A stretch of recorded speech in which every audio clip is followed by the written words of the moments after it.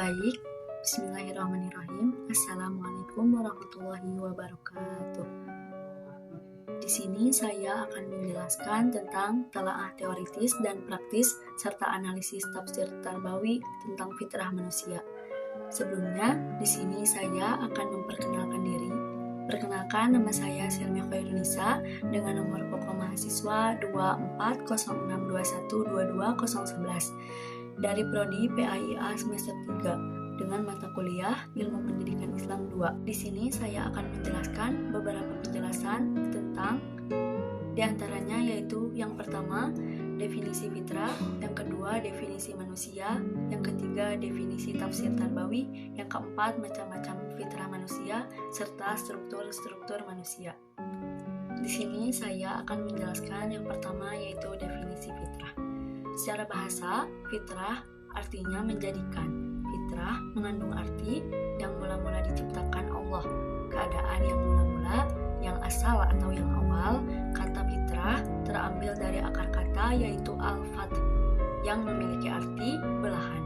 Adapun selanjutnya, fitrah yaitu unsur atau sistem dan tata kerja yang diciptakan oleh Allah Subhanahu wa Ta'ala pada makhluk sejak awal kejadiannya sehingga menjadi bawaannya atau disebut dengan asal kejadian, bahkan disebut dengan bawaan sejak lahir.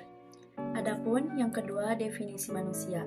Manusia yaitu manu yang berasal dari bahasa Sanskerta dan adapun kata mens dari bahasa Latin yang memiliki arti berpikir, berakal budi, atau memiliki akhlak yang mampu menguasai makhluk hidup. Adapun pengertian manusia secara umum, manusia adalah makhluk yang paling mulia dan mempunyai berbagai potensi dan fitrah untuk memahami dan menerima nilai-nilai kebenaran yang bersumber dari agama, serta menjadikan kebenaran agama tersebut sebagai referensi sikap dan perilakunya. Dan yang ketiga yaitu definisi tafsir Tarbawi. Tafsir menurut bahasa adalah menjelaskan, menyingkap, serta menerangkan makna-makna secara rasional. Selanjutnya ada kata tarbiyah, yaitu tarbiyah berasal dari bahasa Arab yaitu robba yurabbi tarbiyah yang memiliki arti raja atau penguasa, tuan, pengatur, penanggung jawab, serta pemberi nikmat. Selanjutnya ada pengertian tafsir Tarbawi. Tafsir Tarbawi adalah ilmu untuk memahami kitab Allah Subhanahu wa Ta'ala yang diturunkan kepada Nabi Muhammad SAW yang menjelaskan makna-maknanya serta menyimpulkan hikmah dan hukum-hukum sehingga kita bisa memahami tujuan apa yang dimaksud. Selanjutnya ada macam-macam fitrah manusia.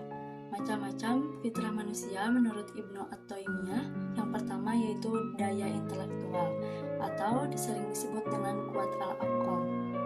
Potensi dasar yang memungkinkan manusia dapat membedakan nilai baik dan buruk. Dengan daya intelektualnya, manusia dapat mengetahui dan mengesah tahannya atau potensi intelektual adalah potensi yang dimiliki oleh manusia untuk digunakan berpikir, mengambil keputusan, dan berkarya secara kreatif dalam kehidupannya agar berbudaya melebihi sifat naluriah seperti pada hewan.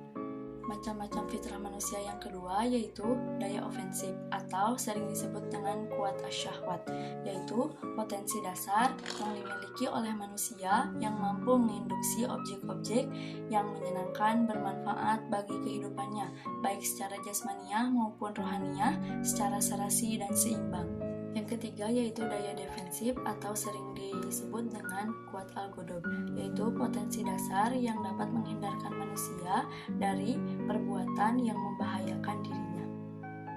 Baik, selanjutnya ada struktur fitrah manusia. Struktur fitrah manusia ada 5, yaitu yang pertama, fitrah beragama bertumpu pada keimanan sebagai intinya. di mana Muhammad Abduh Ibnu Qayyum al-Jauziyah, Abdul A'la al-Maududi, dan Sayyid Qutb dalam hal ini berpendapat bahwa fitrah mengandung kemampuan asli untuk beragama Islam, dikarenakan Islam adalah agama fitrah atau sering disebut dengan identik dengan fitrah. Dan yang kedua yaitu fitrah dalam bentuk bakat atau disebut dengan mahabbih, dan kecenderungan qobliyat yang mengacu pada keimanan kepada Allah Subhanahu wa Ta'ala. Dengan demikian, fitrah mengandung komponen psikologis yang berupa keimanan. Dan yang ketiga ada fitrah berupa naluri dan kewahyuan atau disebut dengan revelasi. Revelasi ini sejalan dengan pendapat Hasan Langgulung yang menyatakan bahwa fitrah dapat dilihat dari dua sisi, yaitu pertama dari segi naluri sifat pembawaan manusia, dan yang kedua dapat dinilai dari segi wahyu Tuhan yang diturunkan kepada nabinya. Yang keempat adalah fitrah yang berupa kemampuan dasar untuk agama secara umum, yakni tidak terbatas pada Islam saja, melainkan pada agama lainnya. Selanjutnya, fitrah yang terakhir yaitu yang kelima. Fitrah memiliki komponen-komponen meliputi yang pertama, bakat dan kecerdasan. Bakat dan kecerdasan yaitu suatu kemampuan bawaan yang potensial yang mengacu pada perkembangan kemampuan akademis atau disebut dengan ilmiah dan keahlian, bahkan disebut dengan profesionalitas dalam berbagai bidang kehidupan. Selanjutnya yaitu ada insting. Insting disebut dengan naluri atau disebut dengan garijah, yaitu kemampuan berbuat atau bertingkah laku tanpa melalui proses pembelajaran terlebih dahulu. Kemampuan insting ini merupakan pembawaan sejak lahir.